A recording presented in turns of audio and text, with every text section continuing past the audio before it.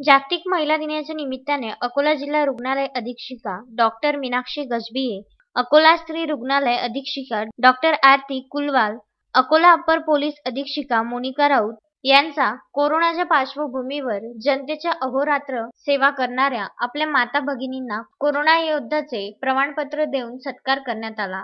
तसेच वाहतूक शाखेच्या महिलांना मास्क व सॅनिटायझर व पुष्पगुच्छ देऊन सत्कार करण्यात आला। यांच्या हातून अशीच जनतेची सेवा घडत राहो, त्यांच्या पुढील कार्यासाठी त्यांचे आरोग्य चांगले राहो अशी ईश्वरचरणी प्रार्थना करून व पुढील कार्यास शुभेच्छा देण्यात आल्या।